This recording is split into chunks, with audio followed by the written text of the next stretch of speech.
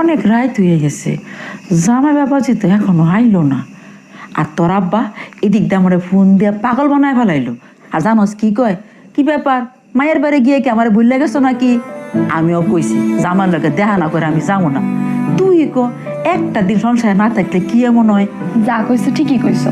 আব্বারে কই আমার বাড়িতে 2-1 দিন এসে থাকতে পারো না? হ্যাঁ, কি হয় থাকলে? মা জামার একটা কল দিয়ে কো যে আমি আইছি, তাতে চলে আইব। তারে ফোন দিয়ে কি কোনো লাভ আছে? হে কি আমার ফোন ধরবো? হে আছে তার বন্ধু বান্ধব নিয়ে মজ মাস্তিতে। সংসার ধর্মের কথা কি তার চিন্তা আছে নাকি?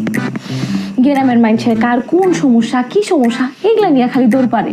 কি করবো, নিজের তো কোনো কাম কাজ নাই, খালি টই টই কইরা ঘুরে। আর বাপের তো আছে আড়ালা টাকা, খালি বাংতাছে আর উড়াইতাছে, বাংতাছে আর উড়াইতাছে। আরে তাতে কি হয়েছে, তোরই তো লাভ। তুই এক কাজ কর, কিছু টাকা পয়সা সরায়া তুই নিজের নামে কেনাকাটি করে ফেলা। জামাইয়ের তো অডেল টাকা উড়াই না হাত, আর কিছু জমি জমা নিজের নামে লেখা নে, তোরই ভালো হইব। তুমি যে কি কও না, আমি যা কই ঠিক কথাই কই।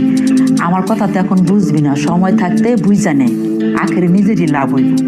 আম্মা শুনো, আমার শ্বশুরের নামে যা জায়গা সম্পত্তি টাকা পয়সা আছে সবই তো আমার স্বামী। আমার স্বামীর থাকা আর আমার থাকা তো একই কথা না? এটা আবার আলাদা করে লেখা নেওয়া লাগবে। শোন, তোর থেকে না বয়সটা আমার বেশি।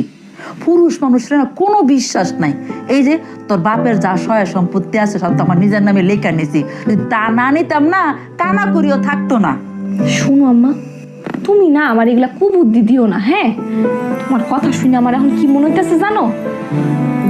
যেসব মায়াগর সংসার ভাঙে, এই যে তোমাগর মতো মায়ের কুবুদ্ধিতে ভাঙে। মানে